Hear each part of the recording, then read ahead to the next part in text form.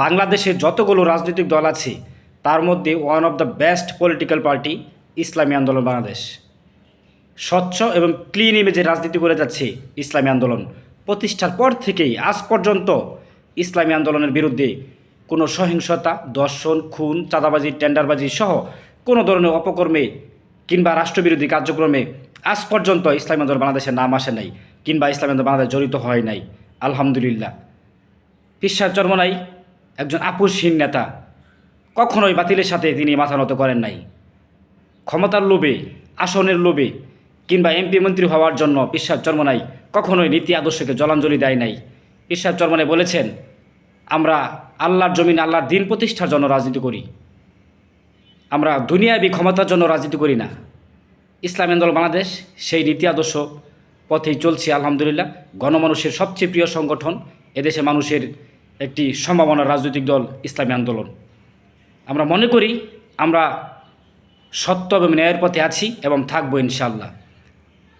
হাফিজুর রহমান সিদ্দিকী চরমোনাইয়ের মাঠে একটি কথা বলেছিলেন যে চরমোনাইকে কম ঝাঁকি দেওয়া হয় নাই, ইসলামী আন্দোলনকে কম ধাক্কা দেওয়া হয় নাই। অর্থাৎ প্রতিষ্ঠার পর থেকে ইসলামী আন্দোলন বাংলাদেশের বিরুদ্ধে বিভিন্ন ধরনের ষড়যন্ত্র চক্রান্ত দেশি বিদেশি রাষ্ট্রীয়ভাবেও হয়েছে, কিন্তু কোনো কিছুই করতে পারে নাই। আল্লাহর রহমতে দিন দিন এগিয়ে যাচ্ছে, আপনাদের দোয়াই এগিয়ে যাবে আল্লাহর রহমতে।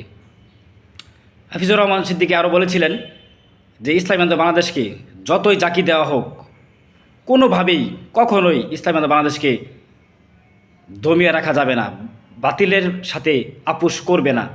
প্রয়োজনে কাফনের কাপড় পরে রাজপথে, মাঠে ময়দানে ইসলামী আন্দোলন বাংলাদেশ সবসময় ইসলাম রক্ষার জন্য, দেশ রক্ষার জন্য প্রস্তুত আছে।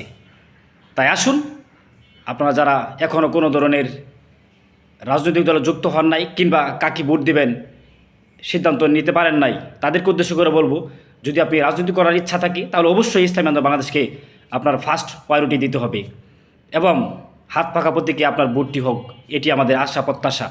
আপনি আমাদের দল সম্পর্কে গবেষণা করুন, দেখুন, চিন্তা করুন, ভাবুন, আমাদের ইতিহাস ঐতিহ্য সম্বন্ধে আপনি রিসার্চ করুন, তাহলে বুঝতে পারবেন ইসলামী আন্দোলন বাংলাদেশ কী, কেন, এবং ইসলামী আন্দোলন বাংলাদেশের লক্ষ্য উদ্দেশ্যকে তারা কী চায়, বিগত দিনে তাদের ইতিহাস কী। তাহলে আমরা মনে করি আপনাদের সকল প্রশ্নের উত্তর আপনারা পেয়ে যাবেন, সব দুআশা কেটে যাবে ইনশাল্লাহ। আমরা নিশ্চিত করে বলতে পারি, গ্যারান্টি দিয়ে বলতে পারি, ইসলামী আন্দোলন বাংলাদেশ কখনোই কোনো দিন আল্লাহর রহমতে এদেশে মানুষের হক নষ্ট করবে না, দেশের বিরুদ্ধে কোনো আইন পাশ করবে না, ইসলামের বিরুদ্ধে কখনোই অবস্থান নেবে না। ক্ষমতার লোভে এক এমপি মন্ত্রী হওয়ার জন্য কখনোই বাতিলের সাথে আপোষ করবে না। ইসলামকে জলাঞ্জলি দিয়ে পীর সাহেব চরমোনাই কখনোই রাষ্ট্র ক্ষমতার স্বপ্ন দেখে না। তাই আসুন, আমরা অবশ্যই ইনশাআল্লাহ আগামীতে পীর সাহেব চরমোনাইকে হাতকে শক্তিশালী করি এবং হাত পাকা প্রতীকে ভোট দিয়ে ইসলামকে জয়যুক্ত করি, ইসলামী আন্দোলন বাংলাদেশকে রাষ্ট্র ক্ষমতার দায়িত্ব দিই। যদি আমরা রাষ্ট্র ক্ষমতার দায়িত্ব দিতে পারি তাহলে আমরা বিশ্বাস করি এই দেশ থেকে চাঁদাবাজি, টেন্ডারবাজি, খুন খারাপি, দর্শন সহ সকল অপকর্ম দূর হয়ে যাবে। একটি কল্যাণমূলক রাষ্ট্র আমরা দেখতে পারবো, ইনসাফের বাংলাদেশ আমরা গড়তে পারবো ইনশাআল্লাহ।